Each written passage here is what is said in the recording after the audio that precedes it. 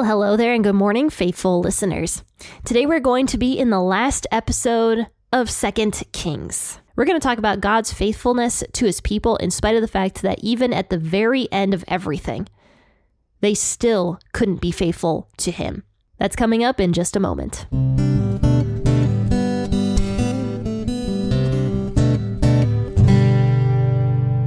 So bear with me with my voice. I am still getting over whatever flu or something that I had, and so my voice is not 100% back. But I'm hoping that by the end of this week, I'll be feeling more normal than I was at the beginning of the week. But let's go ahead and read 2 Kings 25, the entire chapter. I'll be reading this as I always do from the WEB, but of course grab your cup of coffee or your cup of tea as we discuss the last chapter of 2 Kings. Let's give reverence to God's word together. In the 9th year of his reign, in the 10th month, in the 10th day of the month, Nebuchadnezzar king of Babylon came, he and all of his army, against Jerusalem, and encamped against it, and they built forts against it around it. So the city was besieged until the 11th year of King Zedekiah.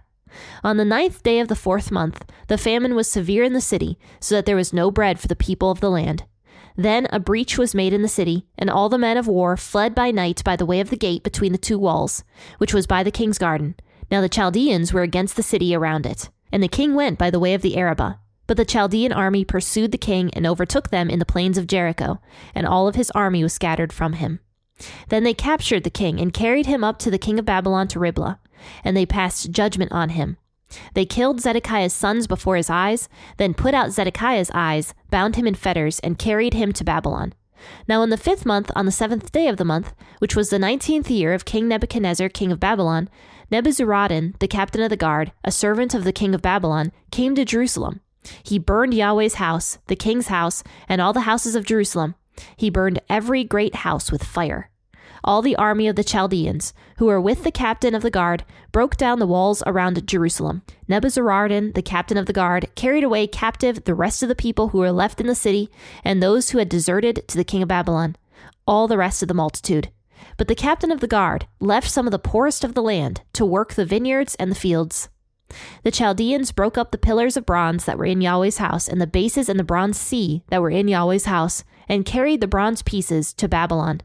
They took away the pots, the shovels, the snuffers, the spoons, and all the vessels of bronze with which they ministered. The captain of the guard took away the fire pans, the basins, that which was of gold for gold, and that which was silver for silver. The 2 pillars, the one sea and the bases, which Solomon had made for Yahweh's house, the bronze of all of these vessels was not weighed. The height of one pillar was 18 cubits, and a capital of bronze was on it. The height of the capital was 3 cubits, with network and pomegranates on the capital around it, all of bronze, and the second pillar with its network was like these. The captain of the guard took Sariah the chief priest, Zephaniah the second priest, and the 3 keepers of the threshold. And out of the city he took an officer who was set over the men of war, and 5 men of those who saw the king's face, who were found in the city, and the scribe, the captain of the army, who mustered the people of the land, and 60 men of the people of the land who were found in the city. Nebuzaradan, the captain of the guard, took them, and brought them to the king of Babylon to Riblah. The king of Babylon attacked them, and put them to death at Riblah in the land of Hamath. So Judah was carried away captive out of its land. As for the people who were left in the land of Judah, whom Nebuchadnezzar king of Babylon had left, even over them he made Gedaliah the son of Ahikam, the son of Shaphan, governor. Now when all the captains of the forces, they and their men, heard that the king of Babylon had made Gedaliah governor, they came to Gedaliah to Mizpah, even Ishmael the son of Nethaniah, Jehonan the son of Kareah, Sariah the son of Tanhumeth, the Netophathite, and Jazaniah the son of the Maacathite, they and their men. Gedaliah swore to them and to their men, and he said to them, "Don't be afraid because of the servants of the Chaldeans. Dwell in the land and serve the king of Babylon, and it will be well with you." But in the 7th month, Ishmael the son of Nethaniah, the son of Elishama, of the royal offspring came, and 10 men with him, and struck Gedaliah so that he died, with the Jews and the Chaldeans that were with him at Mizpah. All the people, both small and great, and the captains of the forces arose and came to Egypt, for they were afraid of the Chaldeans. In the 37th year of the captivity of Jehoiakim, king of Judah, in the 12th month, on the 27th day of the month, Evil-Merodach, king of Babylon, in the year that he began to reign, released Jehoiakim, king of Judah, out of prison. And he spoke kindly to him, and set his throne above the throne of the kings who were with him in Babylon, and changed his prison garments. Jehoiakim ate bread before him continually all the days of his life. And for his allowance, there was a continual allowance given to him from the king, every day a portion, all the days of his life. This is another passage of scripture where the names were absolutely killing me. Of course, I edit these videos so you guys don't know the struggle I have behind the scenes. But if you did know the struggle, you'd be laughing a lot, I can tell you that. So it says in verse 1, in the 9th year of his reign, in the 10th month, in the 10th day of the month, Nebuchadnezzar, king of Babylon, came, he and all of his army, against Jerusalem and encamped against it, and they built forts against it and around it. So in the last chapter, it talked about how King Nebuchadnezzar of Babylon had gone and completely subdued Judah. He took away Jehoiakim, who was on the throne, and appointed Zedekiah to be king in Jehoiakim's place, hoping, of course, that Zedekiah would be loyal to Babylon. But of course, Zedekiah was not loyal to Babylon, and to his own detriment decided to rebel against Babylon. So this, of course, sparks an outrage with Nebuchadnezzar, and he decides to do a true siege against Jerusalem this time. The last siege that he did was very successful in the fact that Jehoiakim surrendered immediately, came out and gave himself up to Nebuchadnezzar and allowed Nebuchadnezzar to just come into the city.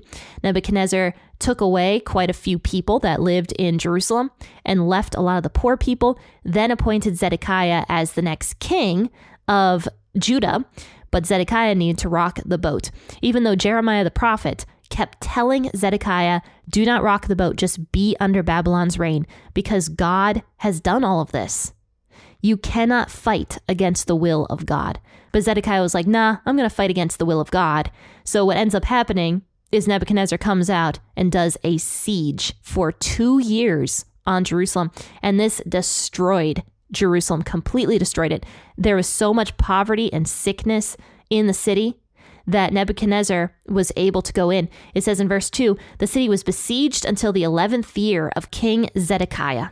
On the 9th day of the 4th month, the famine was severe in the city, so that there was no bread for the people of the land. Then a breach was made into the city, and all the men of war fled by night by way of the gate between the 2 walls, which was by the king's garden.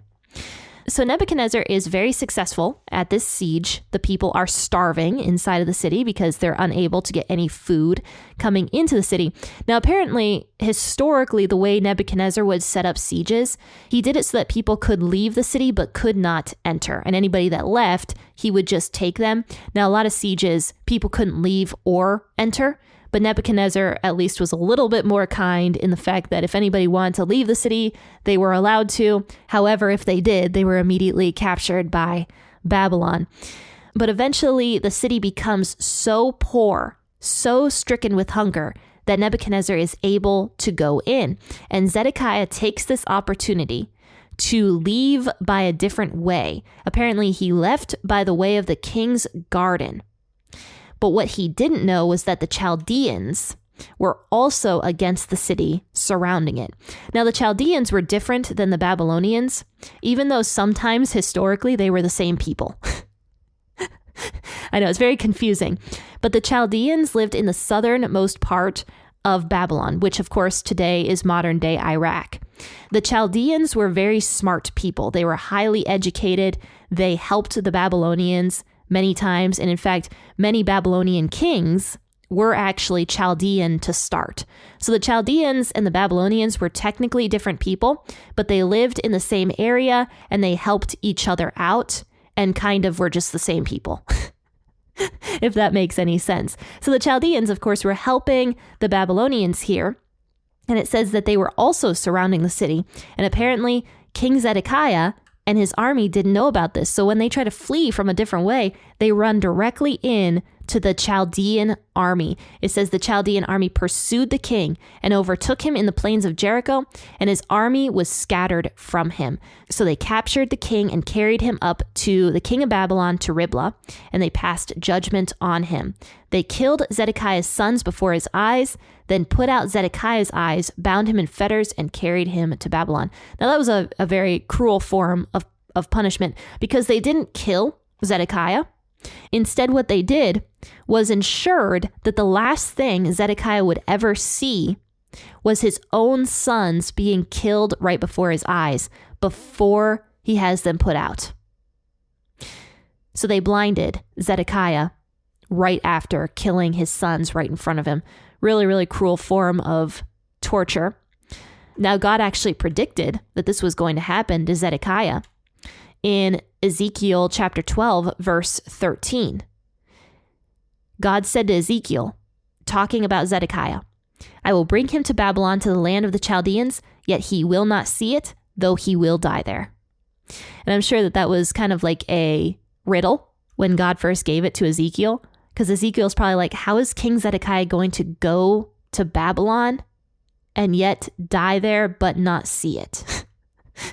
It's because he was going to be blinded, and God obviously knew that. So after this, going back to 2 Kings 25, verse 8, it says, in the 5th month, on the 7th day of the month, which was the 19th year of King Nebuchadnezzar, Nebuzaradan, the captain of the guard, a servant of the king of Babylon, came to Jerusalem, and he burned Yahweh's house. He burned the king's house and all the houses of Jerusalem. He burned every great house with fire. So Nebuzaradan, who was the captain of King Nebuchadnezzar's guards, went to Jerusalem and completely destroyed anything that was worth any money. God's temple was completely destroyed, along with the king's palace and any house that was great in the city. It says Nebuzaradan carried away anybody who was left in the city except for the poorest of the land, so that they would work in the vineyards and in the fields. So once again, the poor people kind of got a good end of the deal in this situation. The rich were all carried away. Anybody that had an education was carried away to Babylon, but the poor people were left to be laborers in their own land. It wasn't a good situation, but it certainly was not as bad as being carried away to a foreign land where you'd probably become a slave of some sort. At least you get to stay in your own land, possibly even your own home. Then it mentions in verses 13 through 21 that the Chaldeans came in and took anything that was left of value in the city. So the bronze pillars that were in Yahweh's house, they took away. They took away all of the tools that were in Yahweh's house, the pots, the shovels, the snuffers, the spoons, the vessels of bronze. It says they also took away the sea, the bronze sea. If you guys remember that was the giant basin that Solomon had made when he first dedicated the temple. The bronze sea was like this polished bronze basin that was very big, where the priests would go and wash their hands and their feet in it, so that they would be clean when entering into God's temple. So they completely took away the sea and anything that was of value left in God's house. It says that Nebuzaradan also took the high priest and the other priests that were in God's temple, along with any official left in the city, took them outside and killed them, is what it says. As for the people who were left in the land, verse 22, whom Nebuchadnezzar, king of Babylon, had left, over them he made Gedaliah, the son of Ahikam, the son of Shaphan, governor. Now, Gedaliah was not a Babylonian. He was a Jewish man. He had a reputation for being a very kind man. He was also very likely friends with Jeremiah, possibly a Yahweh worshiper himself. Jeremiah mentions him on a handful of occasions as well. So Gedaliah was known as being a kind Jewish man. And the king of Babylon sets Gedaliah as the governor of the rest of the people left in Judah. So Gedaliah swore to the people left. He said to them, "Don't be afraid because of the servants of the Chaldeans. Dwell in the land and serve the king of Babylon, and it will be well with you." Gedaliah here is actually parroting what Jeremiah had said, which kind of gives a little bit more proof that Gedaliah and Jeremiah were both friends, and also that Gedaliah was a Yahweh follower himself, because he wanted the people to submit to God's will. He's like, look, don't be afraid of the Babylonians or the Chaldeans that are here in the land. If you just do what you're supposed to do, things will go well for you. Just obey. Just obey, work the land, and things will go well for you. But of course, that can't happen because the Israelites were always going against God's will. So it says in the 7th month, Ishmael, the son of Nethaniah, the son of Elishama, of the royal offspring came, and 10 men with him. And they struck Gedaliah so that he died, with the Jews and the Chaldeans that were with him at Mizpah. So it looks like they killed not just Gedaliah, but everybody that was with Gedaliah as well.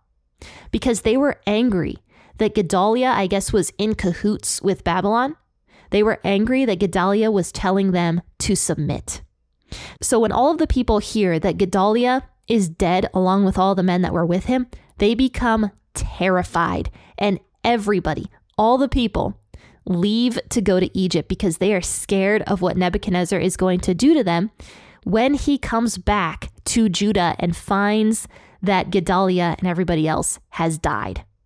So they flee to Egypt, which was the dumbest thing they could have possibly done. And the reason it was such a dumb thing to do was because Egypt was a mess themselves and were not able to protect their own people, let alone the Israelite people that wanted to go there and flee from the king of Babylon. That's actually talked about in Jeremiah 42. Jeremiah recounts being forced to go to Egypt with the people. So after Gedaliah is murdered, here's what Jeremiah 42, 1 through 16 says. Then all the captains of the forces and Johanan the son of Kareah and Jezaniah the son of Hoshea and all the people from the least even to the greatest came near and said to Jeremiah the prophet, "Please let our supplication be presented before you and pray for us to Yahweh your God, even for all this remnant, for we are left but a few of many, as your eyes see us, that Yahweh your God may show us the way in which we should walk and the things that we should do." Then Jeremiah the prophet said to them, "I have heard you. Behold, I will pray to Yahweh your God according to your words, and it will happen that whatever thing Yahweh answers you, I will declare it to you. I will keep nothing back from you." Then they said to Jeremiah, "May Yahweh be a true and faithful witness among us if we don't do according to all the word with which Yahweh your God sends you to tell us. Whether it is good or whether it is bad, we will obey the voice of Yahweh our God, to whom we send you, that it may be well with us when we obey the voice of Yahweh our God." After 10 days, Yahweh's word came to Jeremiah. Then he called Johanan the son of Kareah and all the captains of the forces who were with him, and all the people from the least even to the greatest, and he said to them, "Yahweh, the God of Israel, to whom you sent me to present your supplication before him, says this: If you will still live in this land, then I will build you, and not pull you down, and I will plant you and not pluck you up, for I grieve over the distress that I have brought on you. Don't be afraid of the king of Babylon, of whom you are afraid. Don't be afraid of him, says Yahweh, for I am with you to save you and to deliver you from his hand. I will grant you mercy, that he may have mercy on you, and cause you to return to your own land. But if you say, we will not dwell in this land, so that you don't obey Yahweh your God's voice, saying, no, but we will go into the land of Egypt, where we will see no war, nor hear the sound of the trumpet, nor have hunger of bread, and there we will dwell. Now therefore hear Yahweh's word.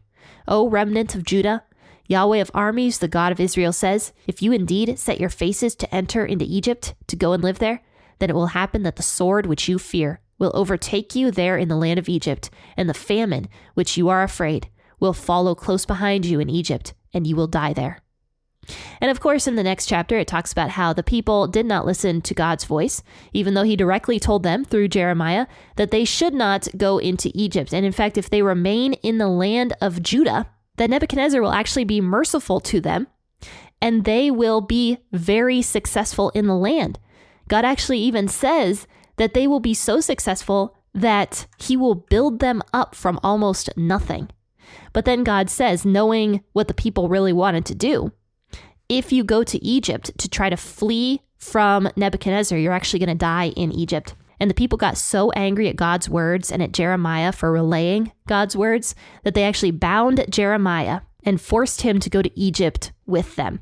And then, of course, everything that God said would happen to his people in Egypt ended up happening to them in Egypt. And all of that is talked about in Jeremiah 43. So that is the sad plight of the people who remained in Judah. Even those ones, the poorest of the land, could not obey Yahweh. That is how far they had actually fallen from Yahweh, that they couldn't obey the simplest commands. But after all that took place, going back to 2 Kings 25, verse 27, it says, in the 37th year of captivity of Jehoiakim, king of Judah, in the 12th month, in the 27th day of the month, Evil-Merodach, king of Babylon, in the year that he began to reign, released Jehoiakim, king of Judah, out of prison. So Nebuchadnezzar has now died, and his son Evil-Merodach is reigning in his place. But Evil-Merodach actually liked King Jehoiakim. King Jehoiakim was the last legitimate king of Judah before Nebuchadnezzar came in and destroyed it, basically. So Jehoiakim was in captivity for all these years. It actually says he was in his 37th year of captivity. So Jehoiakim would have been in his 50s by this point. But for some reason, Nebuchadnezzar's son really liked Jehoiakim. And we're not exactly sure why, but he ended up becoming friends with Jehoiakim and brought him out of prison. And it says that he spoke kindly to him and set his throne above the thrones of the kings who were with him in Babylon, and changed his prison garments. And then Jehoiakim ate bread before him continually all the days of his life, and also was given a daily allowance as well. So Jehoiakim went from being a prisoner for 37 years in Babylon to having a deep friendship with Evil-Merodach, the king of Babylon. And the reason 2 Kings ends with that story is because it's a story of hope. Even though Judah has been completely stripped of everything, its people, its kings, God's temple, everything that made it great, this story proves that God did not abandon his people, that God was still showing mercy to the Israelite nation by allowing the king to be treated well towards the end of his life, even though he was in captivity in Babylon. And thus ends 2 Kings. I hope you guys have enjoyed 2 Kings and that you learned a lot. I hope you learned a lot of history along with the mercy of God. Even though the people were constantly turning their backs on God, God did not turn his back on his people. He punished them, but he did not turn his back on them. So faithful listeners, there will be one last episode in season 8, which we'll be talking about tomorrow in the book of Ephesians. Now keep in mind that next week I will be taking a week off. Also on Friday, July 4th, there will not be an episode for you members, but there will be an episode next Friday, the 11th. So faithful members, I hope you stay tuned for that. But for the rest of you faithful listeners, I hope you have a fantastic rest of your day. I will see you guys tomorrow for the last episode of season 8. Happy listening, and God bless.